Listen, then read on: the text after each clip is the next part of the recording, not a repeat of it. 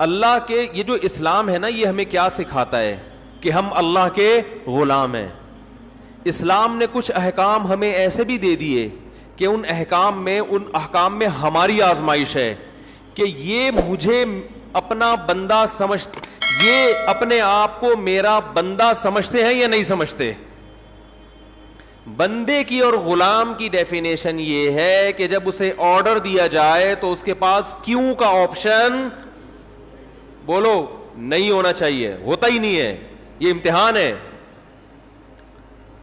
بنی اسرائیل کو اللہ نے ہفتے کے دن مچھلی کے شکار سے منع کیا. کوئی ریزن بنتی ہے اس کی؟ بھئی ہفتے کو کیا ہو جائے گا؟ کیا ہفتے کو مچھلی کھانے سے یا شکار کرنے سے مچھلی کی نسل پہ کوئی گروتھ ریشو پہ کوئی فرق پڑنے والا ہے بھائی؟ وہ تو جتنا اتوار کو پڑے گا اتنا ہی ہفتے کو پڑے گا. یا ہفتے کے دن ڈاکٹرز کہتے ہیں کہ مچھلی کھانے سے کوئی وائٹامن ڈی کی کمی پوری ہونے کے بجائے اور زیادہ کمی واقع ہو جاتی ہے، ہفتے میں کچھ ایسی صورت سے شعاعیں نکلتی ہیں. ہے بھائی؟ اللہ نے منع کر دیا. بنی اسرائیل کو کہا ہفتے کے دن آپ کو مچھلی کھانے کی اجازت نہیں، اور آتی ہفتے کے دن ہی زیادہ تھی. تو اسلام یہ بتانا چاہتا ہے کہ میرے بندے بن کے بنو، یہ زمین تمہارے باپ کی نہیں ہے. بس یہ کانسیپٹ ہمارے دل میں ڈالا جا رہا ہے. سمجھ رہے ہو؟ یہ زمین تمہارے باپ کی نہیں ہے، میں نے بنایا ہے، جیسا کہوں گا ویسے انسان کے بچوں کی طرح چلنا پڑے گا. ختم ہو گئی بات. ہمارے ہاں ہر چیز میں ایکچولی وہ یوں تھا. تو ایکچولی وہ ایک صاحب قربانی کے بارے میں پوچھنے لگے، قربانی کے بارے میں. یہ ابھی قربانی آنے والی ہے نا، تو اس میں بھی یہی اعتراضات. یار اتنا پیسہ غریبوں کو کھلا دیا جاتا ہے بھائی، ایک ایک گھر میں 2-2 لاکھ 1.5 لاکھ 1 لاکھ کی قربانی ہو رہی ہے. ایک جانور کٹتا ہے نا، اور اس کا گوشت 3-4 دن میں کباب بنا کے کھا پی کے ختم. اتنا پیسہ اگر ہم IMF کو دے دیتے تو ہمارا اتنا قرضہ ادا ہو جاتا. اتنا پیسہ اگر ہم جہیز کے لیے جمع کر لیتے، لاکھوں بچیوں کی شادیوں کا انتظام، بولتے کیوں نہیں بھائی، ہو جاتا. اتنا پیسہ اگر ہم ڈیم کے لیے جمع کرتے، ڈیم نے تو پھر بھی، یہ غلط ہو گئی مثال، واپس لے رہا ہوں میں واپس. اور کیا ہو سکتا ہے؟ بس یہ 2 ہی چیزیں ہو سکتی ہیں. بہرحال بہت کچھ ہو سکتا تھا نا. اتنا پیسہ ہم اپنے بچوں کی پڑھائیوں پہ لگا دیتے تو بچے، ہمارے ملک سے جہالت کا خاتمہ ہو جاتا. اتنا پیسہ یوں کر دیتے تو یوں ہو جاتا، یوں کر دیتے. اور اگر چلو گوشت ہی میں خرچ کرنا تھا، بھئی علماء کہتے ہیں نا غریبوں کو گوشت کھانے کو مل رہا ہے، تو اتنا پیسہ گوشت خرید کے اسٹاک کر دیتے اور پھر پورے سال آرام سے تقسیم ہوتے. یعنی گورنمنٹ یہ اعلان کرتی بھائی قربانی کی مد میں سب اتنے پیسے جمع کرائیں، 50,000 ہم کرا دیتے، 1 لاکھ رفیع بھائی کرا دیتے، 1.5 لاکھ فلاں کرا دیتا. اور یہ کرا کے گورنمنٹ یا کوئی کمیٹی بن جاتی جو کہتی اب ہم ایک دن میں نہیں بلکہ پورے سال میں ڈیوائڈ کر کے جانور ذبح کر کے غریبوں میں بانٹتے رہیں گے. اس سے غریبوں کو فائدہ زیادہ ہوتا. بھائی 3 دن میں ہی آپ نے لاکھوں کروڑوں جانور کاٹ دیے، اس میں تو ضائع بھی بہت ہوتا ہے نا. ارے اس کو اسٹور کر کے، بھائی یہ گائے مفتی صاحب کی ہے، یہ گائے فلاں کی ہے، یہ گائے فلاں کی ہے، اب یہ بس اللہ کے نام پہ ہو گئی ہے. اب بوقت ضرورت، بقدر ضرورت، جب ضرورت ہوگی یہ گائے کٹتی رہے گی، راشن بٹتا رہے گا غریبوں میں. یہ 3 دن کے اندر ہی کیوں؟ 3 دن کے اندر اتنا جانور جب آپ کاٹتے ہیں تو فائدے کے بجائے نقصان، بولو نا، زیادہ ہوتا ہے. معاشی لحاظ سے جانور کے گوشت کی قیمت بہت زیادہ اوپر چڑھتی ہے، جو ظاہری کیلکولیشن بتاتی ہے، حقیقت تو اللہ ہی جانتا ہے. ارے مجھے ایک بات بتاؤ نا یار، یہ بات بھی سمجھانا کوئی مشکل کام ہے؟ دیکھو آپ کے پاس 3 لاکھ روپے پڑے ہوئے ہیں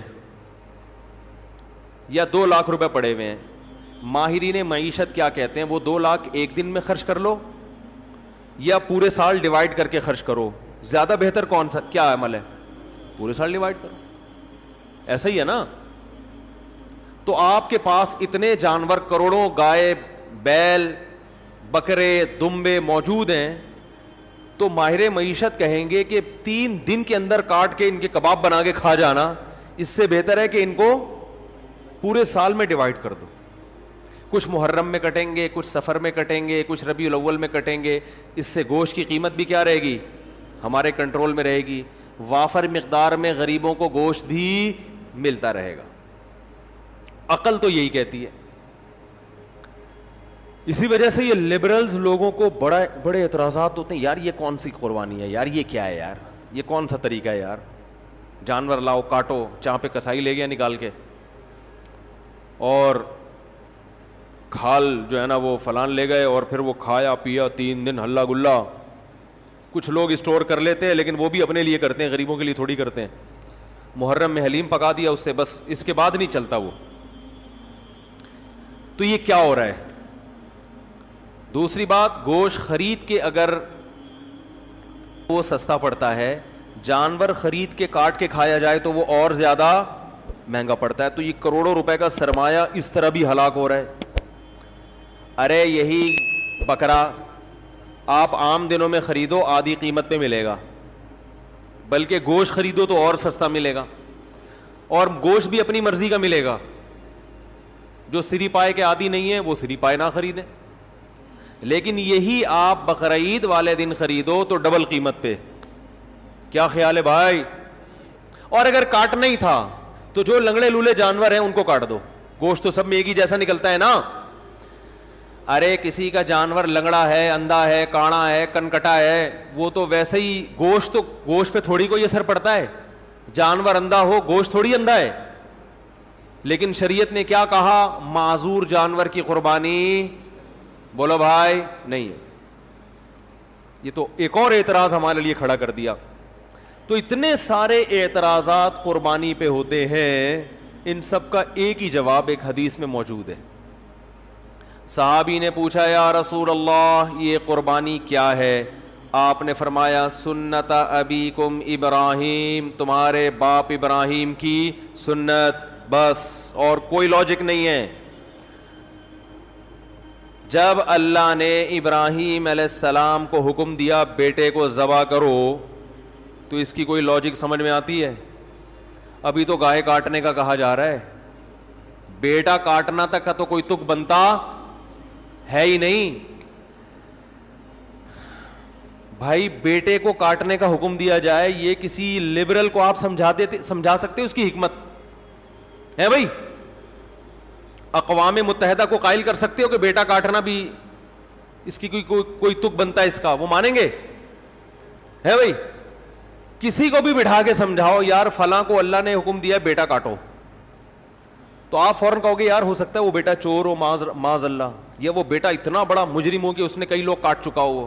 تو اب باپ کو کہا جا رہا ہے اس بیٹے کو کاٹو تاکہ مزید لوگ نہ کٹیں, ڈاکو ہو چور ہو ہے نہ. بھائی وہ بیٹا بھی کون ہے؟ اسماعیل پیغمبر کا بیٹا, اور جس کے بارے میں بشارت دی گئی تھی کہ بطور انعام کے دیا جا رہا ہے آپ کو, آپ کی قربانیوں کا صلہ ہے یہ بیٹا, بطور گفٹ, جس کے اچھا ہونے میں دو رائے نہیں ہو سکتی.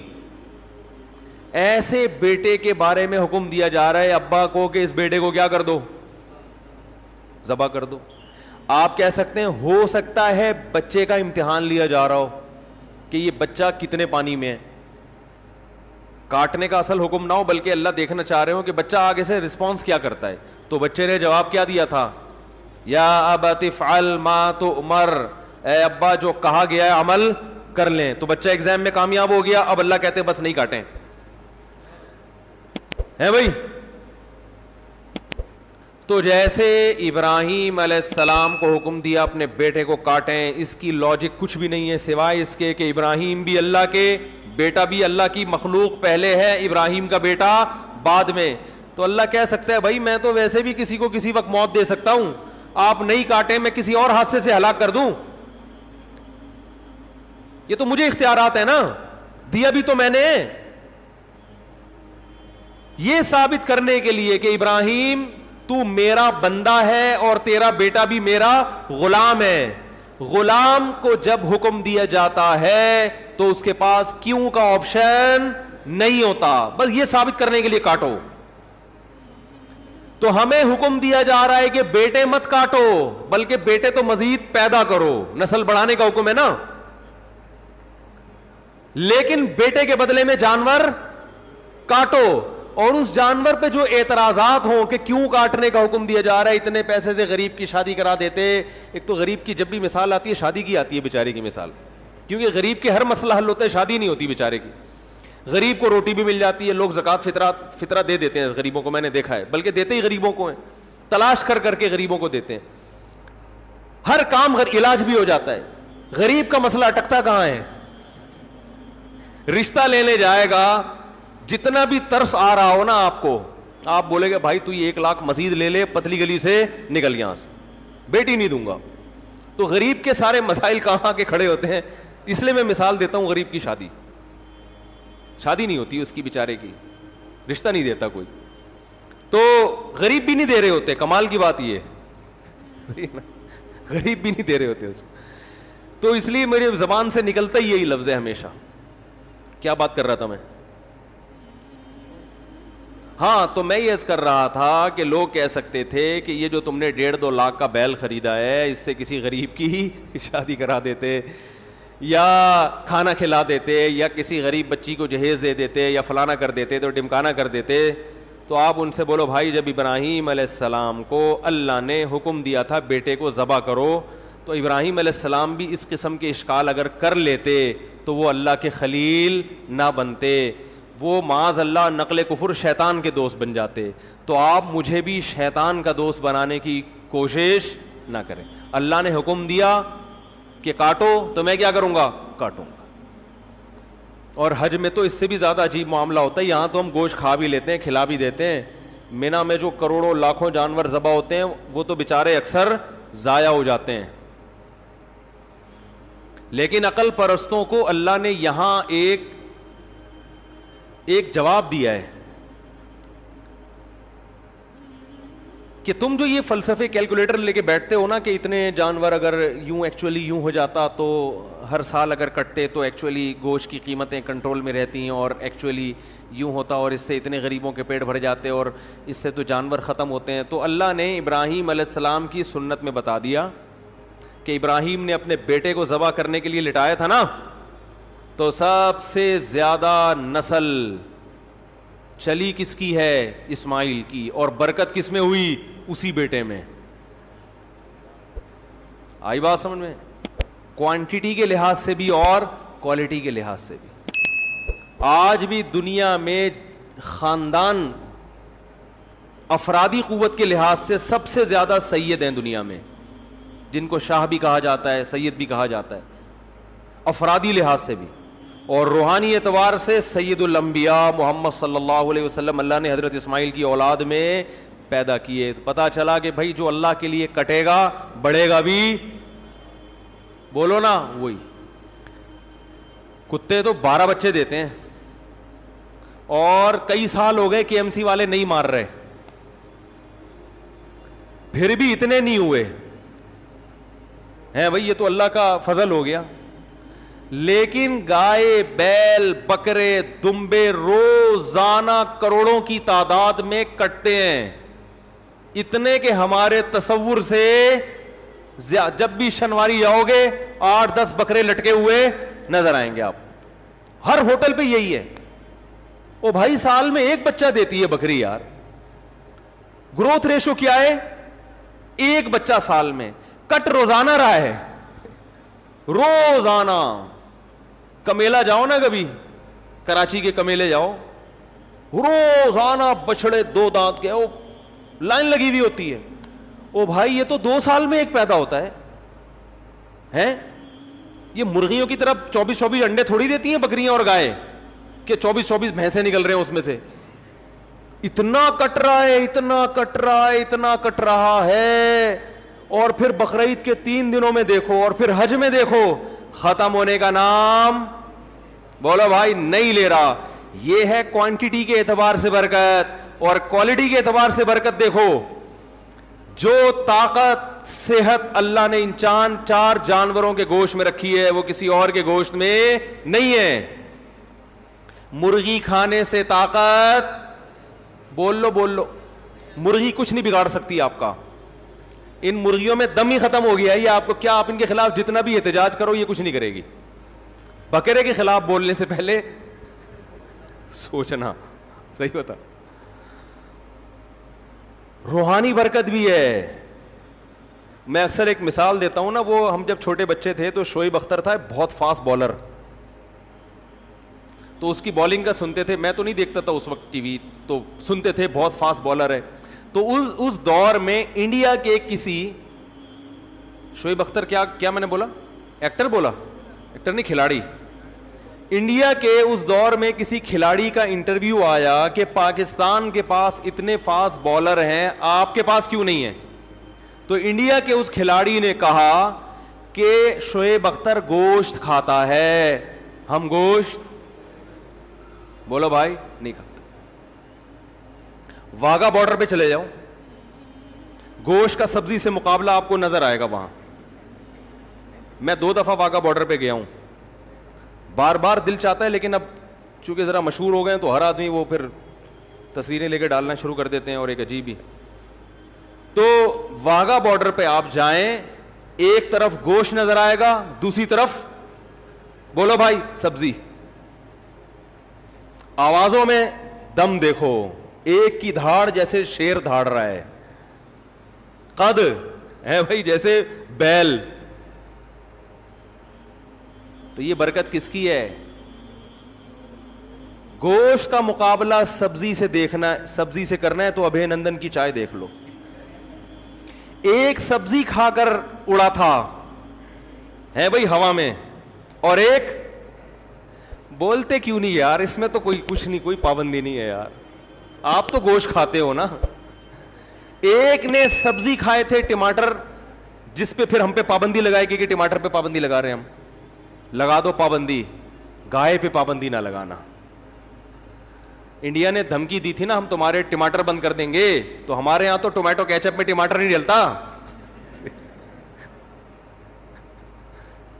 ہمارے ہاں تو ٹومیٹو کیچپ میں نہیں ڈلتا ٹماٹر, وہ پتہ نہیں کیا ڈل رہا ہوتا ہے. تو ٹماٹر بند کرنے سے ہمارا کوئی نقصان نہیں ہے. انڈیا سے جو گائے آ رہی ہیں اور وہ بیل آ رہے ہیں نا, جو ہندو نہیں کھاتے, یہ آپ بہت اچھا کرتے ہو, بہت اچھا. آپ گائے کو اپنی ماں سمجھو, گائے کی سیوا کرو, سجدہ کرو گائے کے سامنے, ہمیں کوئی اعتراض نہیں ہے, کیونکہ آپ کھاؤ گے تو ہمارے لیے کھانا مہنگا ہو جائے گا تھوڑا سا. تو اگر آپ یہ دھمکی دیتے کہ ہم پاکستان کو قربانی کی گائے بند کر دیں گے تو ہم پریشان ہوتے. بھائی ہمیں تو واگا بارڈر پہ آپ کے خلاف جو نعرے لگانے پڑتے ہیں وہ گائے کا گوشت کھائے بغیر ممکن نہیں ہے. ہمیں جو اڑتے ہوئے جہازوں کو کنٹرول کر کے زمین پہ لا کے پائلٹ کو چائے پلا کے واپس بھیجنے کا عمل ہے, یہ گائے کا گوشت کھائے بغیر ممکن نہیں ہے. گائے بند نہ کرو ہماری. اب مجھے ڈر ہے کہ وہ بھی گائے کھانا نہ شروع کر دیں یہ بیان سن کے, لیکن ان کو ٹائم لگے گا. آج اگر وہ ہندو گائے کھانا شروع بھی کرتے ہیں تو وہ تو ظاہر ہے ان کی جین میں شامل ہونے میں 5-6 صدیاں بھی گزریں گی. ہم تو ہزاروں سال سے کھا رہے ہیں بھائی. ابھی آپ کو گائے کھا کے بھی ہمارا مقابلہ کرنے میں 200-400 سال لگیں گے. یہ گائے. باقی آپ کہہ سکتے ہیں وہ گائے کھانے سے کولیسٹرول بڑھتا ہے, وہ اس لیے بڑھتا ہے کہ وہ پھر کام جہازوں والے نہیں ہو رہے نا. سارے تھوڑی ابے نندن کے مقابلے میں ہوا میں یا واگا بارڈر پہ پریڈ کر رہے ہیں. زیادہ تر تو گائے کھا رہے ہیں اور کمپیوٹر کے آگے بیٹھ کے بس یہ انگلیوں کی جو مسل ہے نا ان کی ایکسرسائز ہو رہی ہے. اس کے لیے گائے کھانے کی ضرورت, بولو بھائی, نہیں. آفس میں بیٹھے ہوئے ٹھش پش, تو اس سے کیا ہوگا؟ تو پھر وہ ظاہر ہے پھر تو پھٹو گے. گائے, پھر یہ گائے کی توہین ہے. یہ جو گائے کا گوشت کھانے سے کولیسٹرول بڑھتا ہے, یہ گائے کے گوشت کی توہین کی وجہ سے بڑھتا ہے. کیا آپ نے بڑا گوشت کھایا, کام بڑے نہیں, کام چھوٹے چھوٹے, مرغیوں فارمی مرغی جیسے کام کر رہے ہیں آپ, اس لیے کولیسٹرول بڑھتا ہے, ہارٹ اٹیک ہوتا ہے. بڑا گوشت وہ کھائے جو کام کیا کرے, بڑے کرے, جو فضاؤں میں جہازوں پہ قبضہ کرے, پائلٹوں کو آسمانوں سے نیچے اتارے, اور PIA کے جہاز لے جا کے, اللہ کی پناہ یار, یہ بھی ہمارے ہی یہاں ہو رہا ہے. اس میں گائے کا قصور نہیں ہے, یہ پی آئی اے والوں کا ذاتی قصور ہے. بہرحال کیا بات چل رہی تھی, کہاں سے کہاں نکل گئی. تو قربانی پہ بات چل رہی تھی. دیکھو ابے نندن کی چائے کا جب بھی قصہ آتا ہے نا, مجھے ایک بات بہت اچھی لگتی ہے, میں دوبارہ ریپیٹ کروں گا اس کو, کہ ایک آدمی کو ہوا سے اتارا, چائے پلائی, نہلایا دھلایا, اچھے کپڑے پہنائے اور عزت کے ساتھ واپس بھیج. بہت زبردست کام ہو گیا ہمارے لیے. اب اس پہ میں بات کروں گا تو پھر بات بہت لمبی ہو جائے گی. مفتی طارق مسعود صاحب کے بیانات سننے کے لیے youtube.com/مفتی طارق مسعود کو سبسکرائب کریں, اور اگر آپ لائیو ویڈیو کو کبھی بھی مس نہیں کرنا چاہتے ہیں تو سبسکرائب کرنے کے بعد بیل آئیکن پہ کلک کرنا مت بھولیں. جزاک اللہ.